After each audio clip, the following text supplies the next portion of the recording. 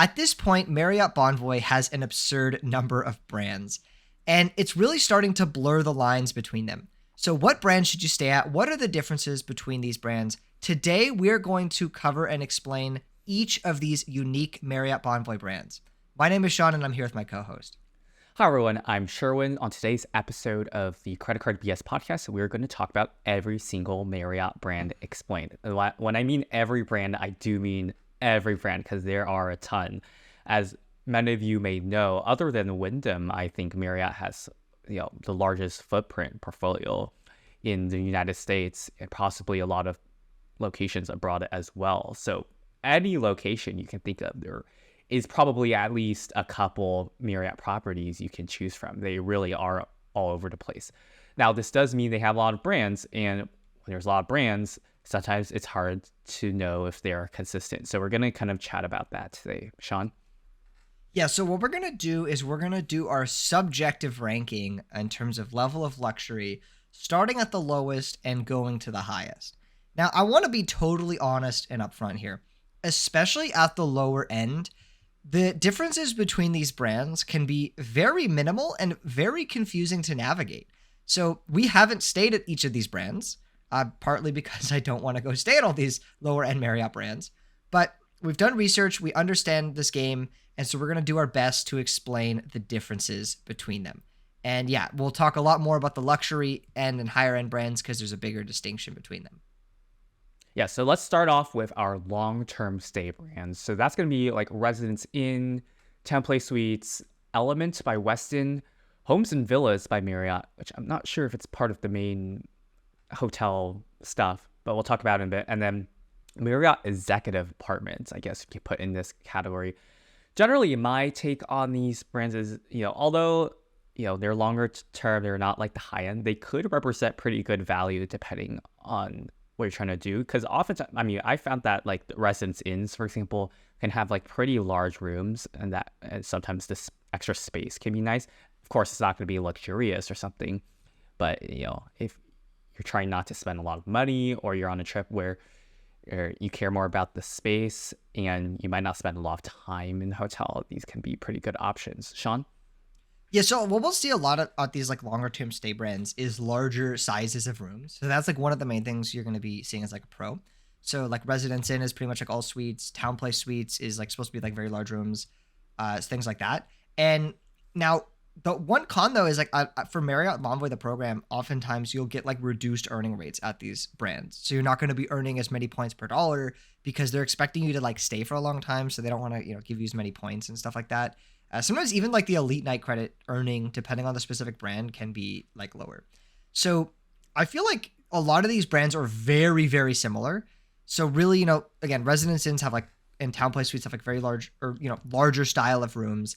Element by Westin is like supposed to be a wellness type of hotel, whatever that means for a lower end brand. Like that just is kind of a bizarre thing to throw in. The nicer brands, of course, the Homes and Villas by Marriott, although not really a brand, it's basically just like Airbnb, but like associated with Marriott. And then Marriott Executive Apartments look to be pretty nice, where it's actually like a serviced apartment style. And so it's kind of like for a longer term stay, you don't really need a hotel. You don't need like the daily housekeeping and all that, but you still want to be very comfortable in a new city. You want to have, full like service and all that. So that's kind of really the differing factors of these like long-term stay brands. Yes, and then they usually also have like a kitchen, so if you need to like cook, this could be a good option. And then, Sean, I don't recall the details, but sometimes they have breakfast included, not like a super nice one, but like a basic continental, right? Yeah, some of these brands do include breakfast. It can depend on the region you're in. So like Element by Westin is supposed to include like what they call a rise breakfast, but like not in Asia. So it's dependent on the location you're in.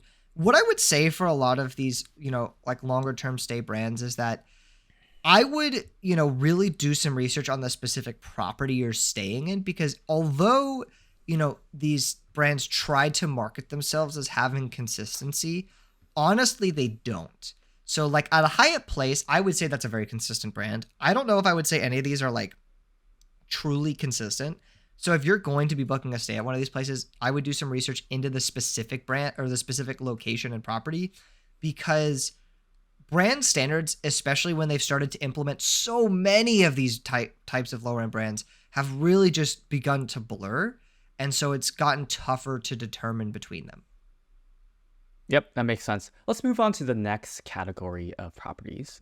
So we call these kind of like select brands. So these are going to include City Express by Marriott, 4 Points Express by Sheraton, 4 Points by Sheraton, Fairfield, Aloft, Moxie, Spring Hill Suites, Protea Hotels, Courtyard, and AC Hotels. So these are not quite at the premium level yet, but some of them can be pretty nice depending on the location. So yeah, these are, again, like these are similar to the previous ones we just talked about, like the extended stay, but so these are kind of like standard lower end hotels. These are not designed for extended stay. These are just kind of your standard lower end hotel. And yeah, the order Sherwin listed them in is the order that I would like agree with on our subjective basis in terms of level of luxury. City Express by Marriott is a recently acquired brand, primarily located in like Central America, mainly like in like mainly like in Mexico, Costa Rica, those places. They're definitely like a lower end hotel brand. You can find rates like very, very cheap. 4 Points Express by Sheraton isn't even like an actual brand yet, but they've announced it, which is such a bizarre brand, if I have to say so myself, because you already have 4 Points by Sheraton, which is the lower end of Sheraton. So, and 4 Points is kind of like joked about having like really bad brand standards and being like very, very inconsistent. So it seems like they've now said, you know what, if you don't have enough brand standards to be 4 Points by Sheraton, we have an even lower brand, 4 Points Express by Sheraton. So they really are, it's an interesting brand that they have. And so then, of course, there's 4 Points by Sheraton, which isn't the best brand standard-wise. Fairfield, which is, I would say, one of the lowest positioned, like, kind of core Marriott brands that there is. There's Aloft, which is kind of like a W, but just, like, not as nice, if that makes sense. Similar to Aloft is Moxie. Now, they're both a bit odd, like, hotel-wise. They're both kind of like, Aloft and Moxie are both bolder style limited service hotels. So personally, if I was going to stay in a limited service hotel, I may lean to one of these because even though they're not like that great at, high-end hotels, they're just a bit more interesting and have a bit more character than most of these other brands. So like they're both pretty bold, a lot of colors, a lot of vibrancy. Moxies are kind of designed to almost be like hostel style, which, room-wise means the room size is very small. And room quality isn't amazing, but they do tend to be like pretty new and modern hotels. So they usually don't look that dated and they do look very lively. Spring Hill Suites is like a, one of those suites brands. So you're going to have like larger rooms. But again, you're still like full limited service. Protea hotels are mostly located in like Africa, I think particularly in South Africa. They sometimes can be like closer to full service where they'll actually have like restaurants and stuff. Courtyards in the United States, that's the typical Marriott limited service brand. They're not great in the United States, but in Asia, they can actually be like surprisingly nice. And AC hotels are primarily located in Spain. There are some in the United States. And AC hotels, I visited one once. They tend to be like more modern and minimalist. So your room quality wise is actually pretty decent because they don't feel dated. But again, they are limited service hotels. Yeah. Okay, that was quite a lot I was talking. So one thing I sort of remember about Courtyard, and you'll have to check me on this because it's so complicated, I can't remember, is like they only give you like $10 for breakfast or something, right? If you're a platinum. Yes. So I think, they're one of those brands where a lot of the lower end Marriott brands do not give you full breakfast or like, even just like your breakfast benefit. If you're an elite member, it's like you only get a dining credit. And I believe like Moxie's a part of that. A lot of these lower end brands are a part of that. And yeah, I do believe Courtyard is in that bunch. Yeah, so keep in mind, I mean, this is one of the complaints I have about Marriott is their delivery of elite benefits is not the most consistent. I mean, it's already very complicated programs, but on top of that, they have exceptions pertaining to certain brands that their benefits are not available at those brands. So make sure you do some research online about like what you can expect before going to a Marriott. Otherwise, you may be disappointed. I'll just say that much. Yeah, definitely. Okay, so I think we should move on to now. Starts to get a bit more interesting. We've now attained what they call the premium segment. And this, I do want to say one interesting thing about hotel naming is For some reason, every hotel brand wants to make their brands like, I mean, obviously they want to make their brand sound nice, but they always use like very interesting wording. So like even like Hyatt Places, a lot of like the official wording would be like an upscale brand, which that's an interesting way to call it. A Hyatt Places upscale. I mean, it's, you know, it's a decent hotel. There's nothing wrong with it, but calling some of these like limited brands upscale is interesting. But now we enter the premium brands, which, make no mistake, these are not luxury hotels, but these are kind of your standard big box, you know, main full service hotels. We've entered the full service segment here. So these include Marriott, and this is the order that I've subjectively ranked them in order of least to most luxury. So we have Marriott at the bottom, Sheraton, then Delta Hotels, Design Hotels, Gaylord Hotels, Tribute Portfolio, Renaissance, Westin, Marriott Vacation Club, Le Méridien, and Autograph Collection. Sherwin, what are your thoughts on my ranking of these? Autograph Collection being the most luxurious of this portfolio. You know, honestly, I'm not as familiar with Marriott compared to some other brands. So like there's some of these that like I haven't stayed at or don't know that much about. But it seems to make sense. You know, I am familiar that like the Autograph Collection is kind of like a transition between like premium to luxury, sort of. So I think you putting it at the top kind of makes sense. I'm not sure about like the straight up Marriott brand. That one seems pretty inconsistent. Like there's probably some nice ones and there are some, you know, more dated ones. I think it just depends on the location. Again, you know, it's just hard to generalize about a lot of these brands, especially the bigger ones, because they've just been around for quite a while and it's just so location dependent. Definitely. So just a little bit about each of these brands. So Marriott and Sheraton, very like, what are the brand standards for those hotels? I don't know. They're very, very inconsistent across the board. There could be some very nice ones, and there can be some very not nice ones. It really just depends. Marriott, remember that Marriott acquired SPG, you know, a while ago. So a lot of these brands kind of, you know, Sherwin, you were explaining to me earlier that like a lot of these are kind of like remnants of that, where there's really not much of a difference between Marriott and Sheraton as a brand. But, you know, if I had to pick, maybe some Sheratons are a little nicer than some Marriotts. You know, who knows? Then Delta Hotels was like, there's a lot of them in like Canada. And I think these tend to be a little more modern, but honestly, pretty similar to the other brands. Again, very inconsistent. Design Hotels is an interesting one as well. These are more unique properties in the full service segment, but they're not like on the higher end of the full service segment. So they're nice hotels. They're more unique hotels. You might have, you know, a little more kind of almost, again, I'm going to use W as an example here again. Like some people describe them as like similar to W, but just not as high end. And Design Hotels like is one of those brands where you don't get many elite perks, which is a little annoying.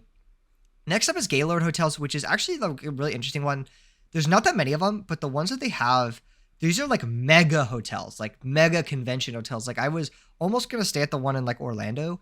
The thing is like gigantic. Like you have like some of these things can have like several thousand rooms and like you'll have giant atriums. You might have like a water park inside. These are like mega hotels. They actually look pretty interesting. Tribute Portfolio is another like collection of hotels that don't always fit in the typical, you know, brand standards. So these can be more unique properties. I would probably say like a little higher on the Design Hotels. But again, it really depends on the specific property, especially in these collections ones where there's not like official brand standards. Then there's Renaissance, which these tend to be nicer full service properties from what I've seen. So these are like, you know, kind of like Sheraton and Marriott basically, but they're just a bit better, a little more well-rounded, you know, maybe a little better in the rooms. They kind of start to become a little higher end and a little more consistent. Westin is one of Marriott's like kind of, you know, flagship premium brands, as in like, you know, these could be pretty good hotels in certain cities. They became famous for having like really good beds, people like that. But again, just similar to Marriott and Sheraton, just maybe a little higher end. Marriott Vacation Club's their timeshare, you know, brand. And these are kind of nicer just by definition because these are in like resorty destinations, big hotels, a lot of amenities. You know, I don't believe they have many elite perks. Le Méridien there's a lot of them in like Asia, especially. And it's a pretty interesting brand. They have like a little more character. Again, big box hotel, but a little more character than the other kind of big box Marriott's and Sheratons. There's a nice Le Méridien in the Maldives. I've heard like very good things about that. And so these tend to be pretty good. And then of course at the top is Autograph Collection, another collection of hotels. But as Sherwin said, these kind of enter the more closer to luxury segment. I've stayed at one before. They're pretty nice, actually. From what I've seen, this is a pretty good brand. And they do honor elite perks and all that. So that's great. And yeah, you've really, at this point, we've entered the segment of luxury hotels. So that was quite a lot. Do you have any thoughts, Sherwin, before we move on?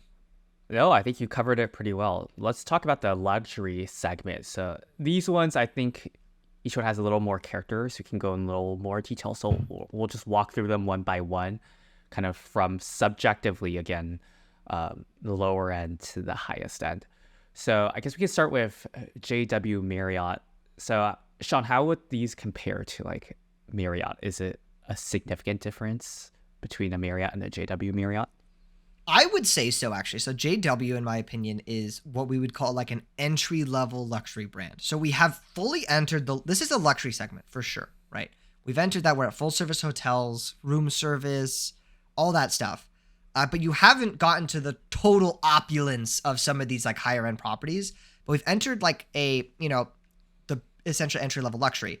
So we're going to see nicer rooms, better service, more amenities. Some of these JWs will be like a little more minimalist in style. They're not like, super over the top opulence as some of these other brands. And so I would say it's a pretty significant difference because when you're at the premium brand, there really like isn't that many brand standards. But at JW, we've actually entered a lot more brand standards. You're going to, we've really entered a luxury segment. So service across the board is just going to be a little, higher touch, a little higher end. So can you help me out? Like, I'm more familiar with like the Hyatt brands, for example. Like, what do you think is the most analogous Hyatt brand to like a JW Marriott? That's honestly tricky because Hyatt really doesn't have like an equivalent brand. I would almost say like a nicer Grand Hyatt is what I would want to say. Like it's a little bit above Grand Hyatt. How about like an Intercontinental? Yes, it's similar to like Intercontinental is how I would say. Now, they're maybe a little higher end. It really, again, is property dependent, but I would kind of say it's like in the same realm as like a nicer Grand Hyatt or like a good Intercontinental, if that makes sense. Okay. Yeah, actually, and they have one thing about JW is they have, especially in Asia, they have great club lounges. Oh yeah. I think club lounges could be very valuable depending on the location, but sadly, I feel like a lot of them are just like being closed due to COVID-19, even though it's been a couple of years, because it's like a cost-cutting measure. So something to keep in mind. Okay, the next one is W Hotels. How would you characterize these, Sean? W Hotels are bold, they are out there, they are interesting. And I honestly have really enjoyed my stays at W Hotels so far. So I have not stayed at any within the United States. So the ones in the US, honestly, some of them look kind of mid, but like, especially when you go international, they're pretty cool. They are still, I would say, in the entry-level luxury segment. And they're just supposed to have more of like an attitude, be more bold, right? So like, you're talking like colorful lobby, big W sign on the beach type things. You're not at, opulence yet. You're still a little more like, even though they're bold, like they're more minimalist, if that makes sense to a degree. Like it's just like modern, right? They're supposed to be modern. They're supposed to be kind of not classy, but just like a really high-end nightclub almost, if you could imagine that. And I've enjoyed my stays at W Hotels. They honor elite perks, which is great, similar to JW. I've had nice upgrades there. I've had good breakfast there. They're interesting. They're supposed to just be interesting hotels. Some people don't like them because they're just a little too bold. Like if you're like in a W and Asian stuff and like the elevator is really like colorful and glowing and playing like thumping music. Some people don't like that. I kind of enjoy it because it's just a different experience compared to like a JW Marriott, which can be pretty boring. If it's just a standard one. W Hotels are really never supposed to be boring. And so it's always an experience staying at one. So I've enjoyed it. Would you say it's sort of like an Andaz from Hyatt? That's kind of what it sounds like to me. It's like an Andaz, but more bold. So like Andaz is kind of like subdued, difference of the boldness kind of. W really is like, no, we're trying to like make it full out there. Like we're just different. And so it kind of depends what you want. Sometimes like, again, it can be too much, but it's like similar to Andaz, probably a similar luxury tier depending on the property, but like just more bold. Got it. Okay, let's go on to the next one, which is the luxury collection. Have you stayed at any of these? So I have stayed at luxury collection before. I think the only one I've actually stayed at is the Royal Hawaiian in Waikiki, which is actually like not a very good luxury collection property. Actually, I mean, it's a very nice hotel grade location in that sense, but like really is not fitting of like a luxury hotel.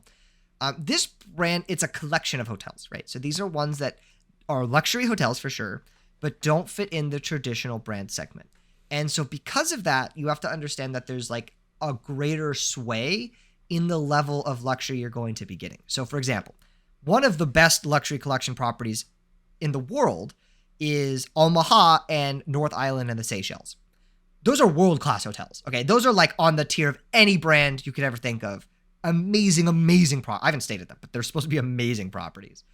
But then you have like the Royal Hawaiian and some of the ITC hotels in India and stuff, where it's like, these are not like true luxury hotels in any sense of the word, right? So you're going to have a bigger sway.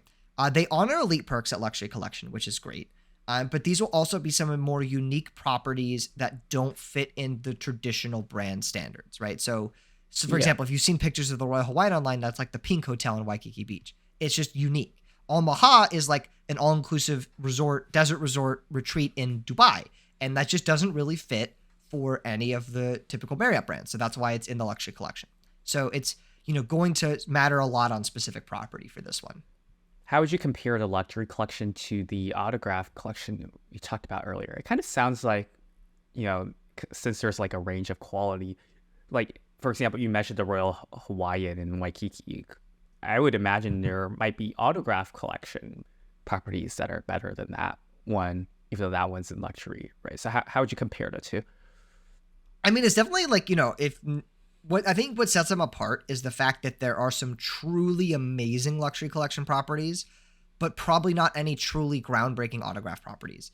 You are right that there are definitely, like, if you go to like an autograph collection in Asia, it would probably beat some of the luxury collections in the US for sure. But like, I think there's nothing truly like, groundbreaking about these autograph collection properties. Whereas like, again, North Island and the Seychelles, you might be able to argue, honestly, I would probably say that is the highest single Marriott property in the world. That is probably the best Marriott property in the world. So, you have these really amazing properties as part of the luxury collection that you just don't have in the autograph. Yep.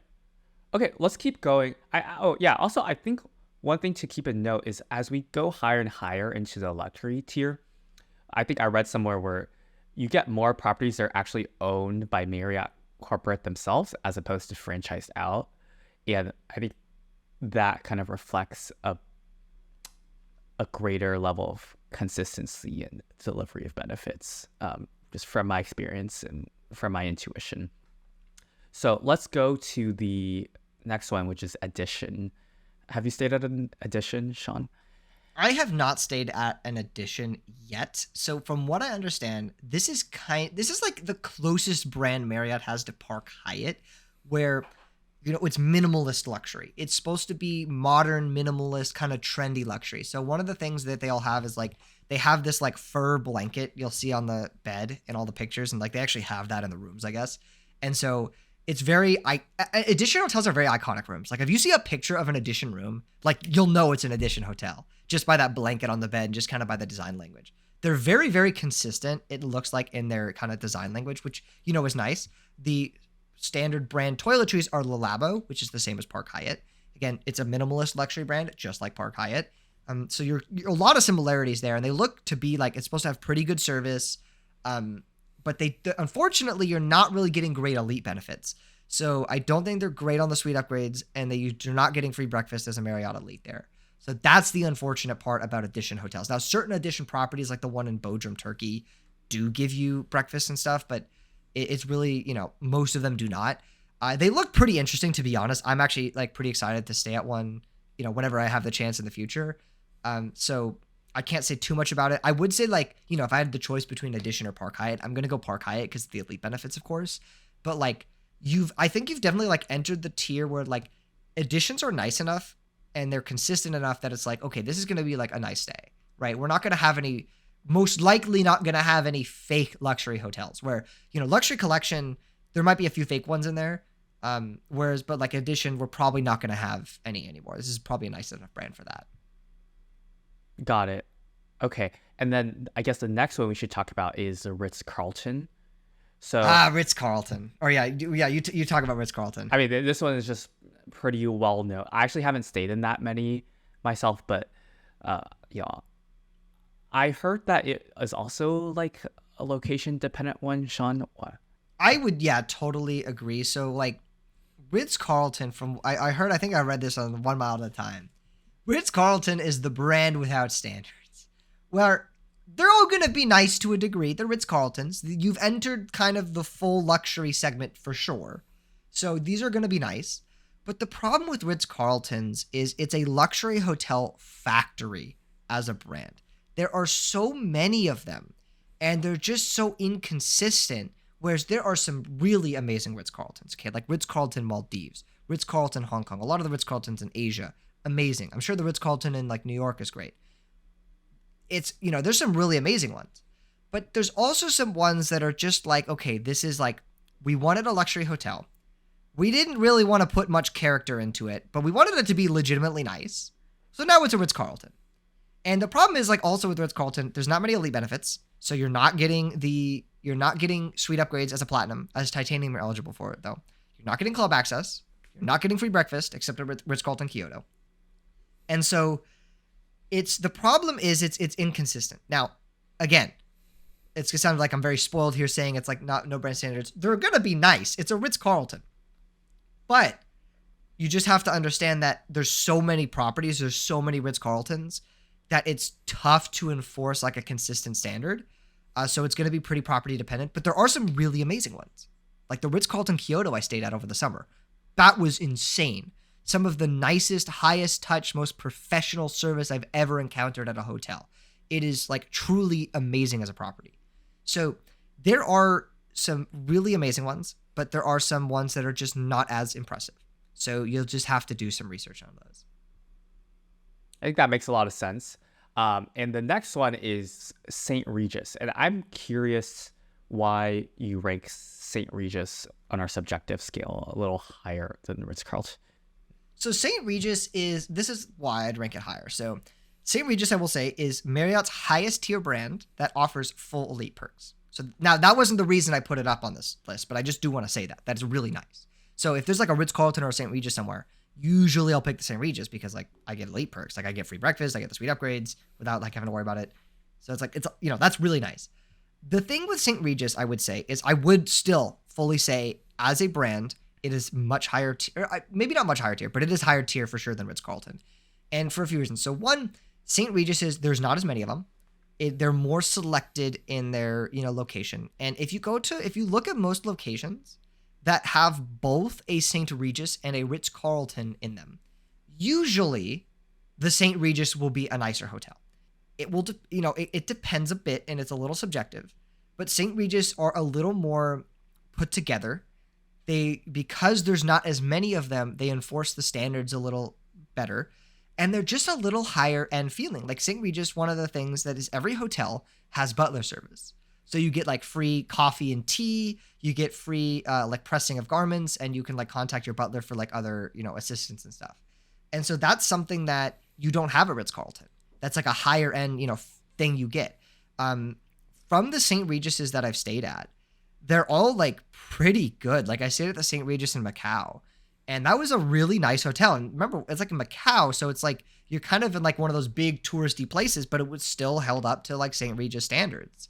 And so I was still able to call a butler for like free hot chocolate. It was great. They'd leave like turn down amenities. It was just St. Regis, I would say, yeah, it just is. I there's not much more I can say that it's just like a little higher end than Ritz-Carlton, if that makes sense. Got it. And I'm curious with these, three higher end brands, Edition, Ritz-Carlton, St. Regis, how would you compare them to some of the competitors from the other chains? I'm thinking like at the high end of Hyatt, like maybe Park Hyatt, or from Hilton, like Waldorf Astoria. Yeah, so I would say that it's a shame because Park Hyatt is a very high-end brand, right? But I would definitely say like St. Regis is a higher-end brand. I think it would be tough to contest that. Now, that's not to say that all St. Regises are better than all Park Hyatts.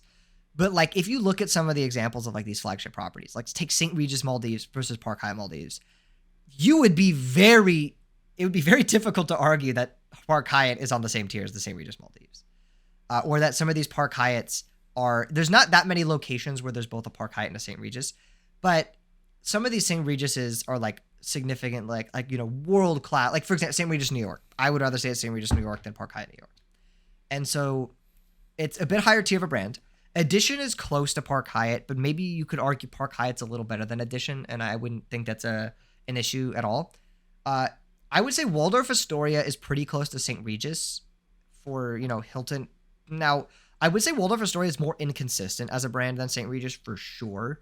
The Waldorf Astorias, like in the US, are very fluctuating, and even some of the ones in Europe, like the Waldorf Astoria Versailles, like pretty mid, I've heard. So, but some of the really nice Waldorf Astorias, like I just came back from Waldorf Astoria Cabo, that's really, really nice, and that's much nicer than most Park Hyatts I've stayed at. So, there's some really good Waldorf Astorias, and I would say that's about the same tier as the St. Regis. For IHG, Intercontinental is like kind of like JW, maybe a little worse than JW, and then Regent is kind of like Edition, Ritz-Carlton. There's some pretty good Regents, but it's also pretty inconsistent. Got it. That makes sense. I mean, I think one factor I always keep in mind is like, for example, if I'm comparing Ritz-Carlton to Park Hyatt, I kind of already mentioned this in the Hyatt video. Like, even if Ritz-Carlton is a little higher end, I just feel like Park Hyatt is still better in their delivery of globalist benefits. Like, if I'm going to Park Hyatt as globalist, I'm getting free parking on award nights. I'm getting a full free breakfast. I'm getting a suite upgrade if available, right? Whereas if I'm going to Ritz-Carlton, whereas a platinum, platinums don't get suite upgrades. I think neither platinums nor titaniums get free breakfast. You're going to pay for parking. You're probably going to pay for a resort fee because Marriott does not cover resort fees on award stays, which sucks compared to Hyatt, which does it for everyone. So that's still a factor that I have to consider, even if Ritz-Carlton might be higher end in some situations. No, that definitely makes sense, and I think that's like a very good take, and that's also like why like St. Regis over Ritz is just really just like a no-brainer for me. So yeah. I think now we've basically completed all of the Marriott like main luxury brands, but there's two brands that aren't really officially kind of Marriott brands, but I think we need to include them. So next up is Bulgari Hotels and Resorts. So this brand does not participate in Bonvoy whatsoever. You cannot redeem points there. You cannot earn points there. You cannot get elite benefits there. You cannot earn elite night credits there.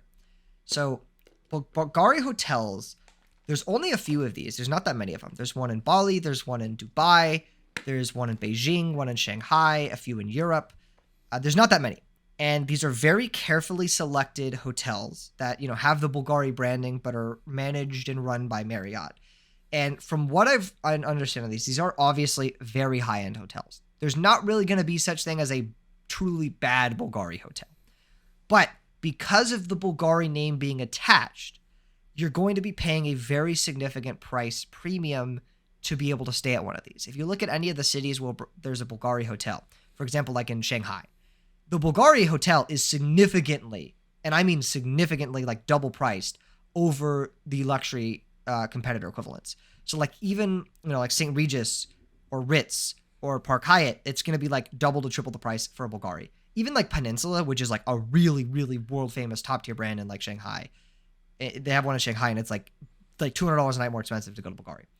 So very high end brand, very, very carefully selected properties, very exclusive hotels, amazing service and all that. But you're just going to be paying a lot. So you just have to understand, like, you may not be getting the best value for your money for a luxury hotel brand. Yes. And then I think the other one on this tier is Ritz Reserve. Yes. So the Ritz-Carlton Reserve, I would personally rank as the highest tier Marriott brand, even over Bulgari. And the reason for it is Ritz Reserves are just so carefully selected in their location. And it seems that each of them is a true masterpiece and gem of a property. While I have not stayed at one myself, I did go to lunch at the Ritz Reserve in Mendapa, Bali. And from what I saw, it really looked like an amazing hotel. And the way they've carefully selected their locations, especially like in that property, it was just a truly like different experience. It felt like a different world when entering that hotel. So Rich Reserve, which is nice, is they used to not like be a part of the Bonvoy program, but now they are. So you can earn points there. You can redeem points there. You can get some limited elite benefits there. And that's really nice because it means that certain Rich Reserve properties are now attainable for like points people. And there's not many Rich Reserves in the world, but it seems like each of these is a true like selected gem. And I would say personally, they seem to be a much better value for your money than Bulgari hotels. Even though they actually kind of cost the same amount of money, I just feel it looks like you're getting more for your money out of a Rich Reserve property. And so that I think is like the highest tier Marriott brand. So I think that's all of the brands of Marriott. So big picture, what's the takeaway, Sean? Like, what does this tell us about Marriott as a whole based on our discussion of these brands? I mean, I would say that before you go to a Marriott property, it requires a bit of research. It's not as simple as, some of these other hotel chains where you just, okay, what brand do I want to go to? Okay, I know what benefits I'm getting. It's like, no, you kind of got to pull up the Marriott Elite Benefit Matrix and understand what property gives you what benefits. And, at some of the lower end properties, you definitely need to be doing, I mean, obviously you want to be doing research across the board for any of these, but especially at the lower end ones where the consistency is less. But what I will say is Marriott is very impressive in the swing of brands that they have, where they have some pretty low end ones like City Express, and they have some true like boutique level brands that are like on the tier of Aman or Six Senses, where if we look at, the top tier luxury collection properties, the top tier Bulgarian Rich Reserve properties, where they have really some amazing properties that unfortunately, as good as Hyatt is and as good as IHG is, and as good as Hilton is, they just don't have as many of these true world-class hotels. Whereas like some of the Waldorf Astorias are there, but like really, Marriott has the biggest swing of brands across any of these chains. And that's what's like really interesting about it is, that's the one thing of the loyalty program is if you're willing to just spend a lot of money on these brands and don't care as much about the elite perks or anything like that, you can still earn points and you can still get some elite perks across the entire spectrum of luxury hotels and to low-end hotels. All right. So I think that does it for us today on the Credit Card BS podcast. If you enjoyed today's episode, please consider liking and subscribing. And what are your thoughts on these Marriott brands? Do you agree with our rankings? Have you stayed at any of these? Please leave a comment below with any of your thoughts. Also, if you want to sign up for any credit cards that might help subsidize some of these hotel stays or for other travel for that matter, please consider using the links in our description below. It greatly helps support the channel. Sean, why don't you plug our Discord? So if you want to connect with an elite group of award travelers and credit card enthusiasts 100% for free, check out the Traveling Discord group at the link in the description. You will learn a ton, I promise you. Thank you so much for watching, and we will see you next week.